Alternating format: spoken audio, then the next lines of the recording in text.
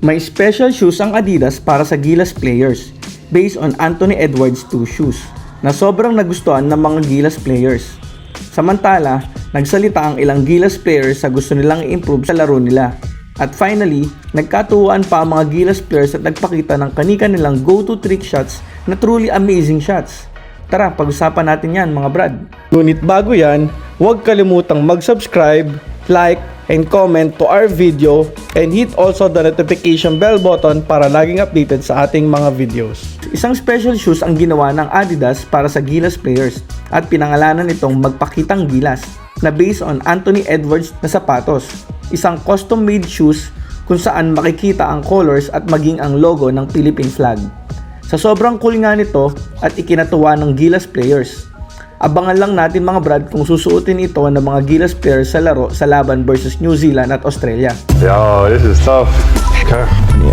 Woo.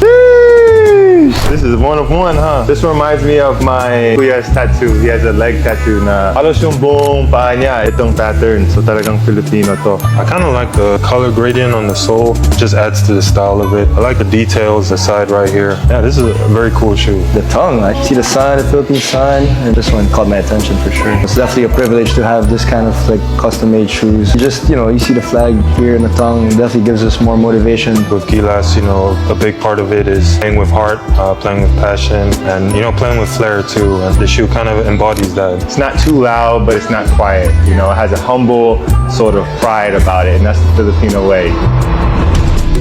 Samantala, nagsalita naman ng ilang players na sina Juan Gomez de Leaño, AJ Edu at Kevin Cambao sa gusto nilang improve sa laro nila. Gustong i-improve ni Juan ang kanyang 3-point shooting percentage, habang si AJ Edu ay gustong i-improve yung pagbasa niya sa current situation ng laro, pati na din yung pagdepensa niya sa iba't ibang positions ng kalaban. Gustong i-improve ni Edu ang depensa niya na magagawa niyang dumipensa hindi lang sa mga bigs kundi pati sa mga guards na sobrang kailangan ngayon sa mga big men. Good idea to kasi sa modernong laro ngayon na puro switching and pick and roll, talagang dapat mga big men ay kayang dumipensa kahit mga guards, gaya ng ginagawa ni Wemby at Chet sa NBA.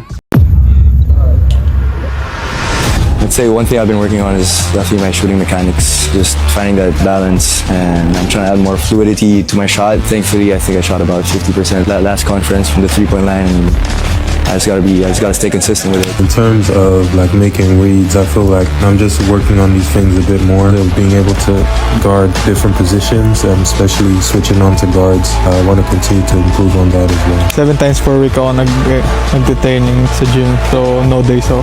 Big help din yung strength and conditioning and yung nutrition program ko. It's up to me lang kung paano ko i-execute. For me, I just want to enjoy every single day.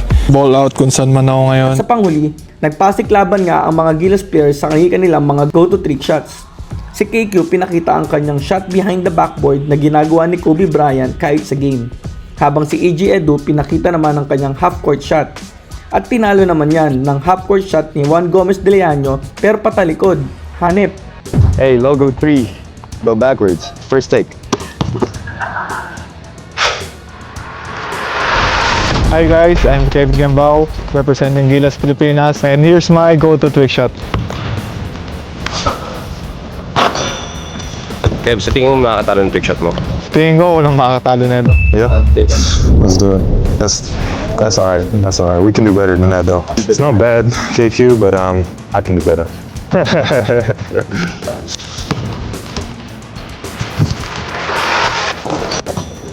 First time. First trick. Oh yeah, I can definitely do something better than this. Half-court shot, that's light. I do that in game. I'm saying, but let's see. Logo 3, go backward. Good. We do. That's what we do. Yeah. Ayun mga brad, ang quick video natin for the day. Pero sa tingin nyo mga brad, ano mga dapat i-improve ng Gilas players para lumakas sila at mas makatulong sa team? I-komento lang at pag-usapan natin yan. Thanks for watching and God bless. And see you on our next video.